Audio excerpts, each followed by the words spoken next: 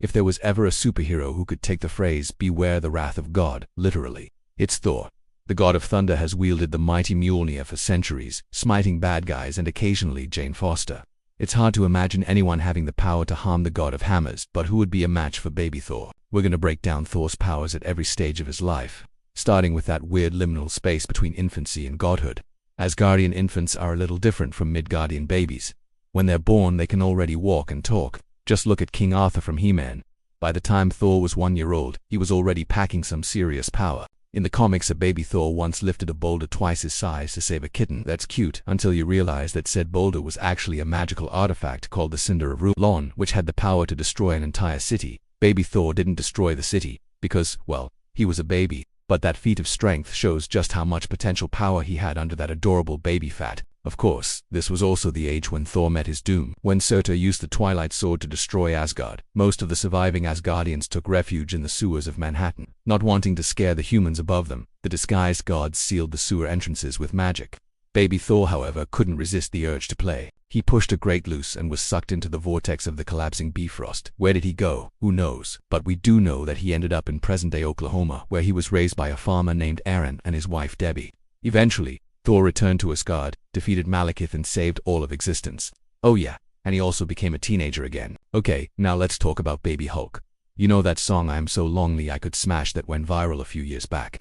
Well, it turns out that the Hulk has been smashing things since before that song was ever written. But how exactly does one get a Baby Hulk? We know that Bruce Banner's alter ego was created when he was exposed to high levels of gamma radiation. But exposure to what exactly? Gamma rays, gamma waves, gamma particles, gamma matter? We never really got a clear answer. But whatever the case, it seems to be a power that comes and goes with Bruce's mood. If we want to see a Baby Hulk, we'll have to suspend our disbelief and assume that Bruce was exposed to a massive amount of whatever the heck it is, while in an advanced state of gestation. This would give us a baby with all of the powers of the Incredible Hulk, which include super strength, speed, durability, stamina, agility, and reflexes. Basically, Baby Hulk would be like an unstoppable toddler given the green light to smash whatever he wanted. There's a reason why the Hulk gets called the strongest there is, so it's not unreasonable to assume that even a baby version of him would be stronger than other babies. After all, in Incredible Hulk number 249, a weakened Hulk lifted a massive chunk of concrete while trying to free ants from a construction site. A regular human couldn't do that, obviously, but a regular baby definitely couldn't either. Now, let's put these two babies together in the same room and see what happens. The first time Baby Thor and Baby Hulk met, they were both brought to the Avengers compound by their fathers. It wasn't long before the two babies got bored of their playpen and started causing mischief around the facility. Baby Thor tried to call down lightning, but Baby Hulk smashed the electrical panel, plunging the building into darkness. Then they both got hungry.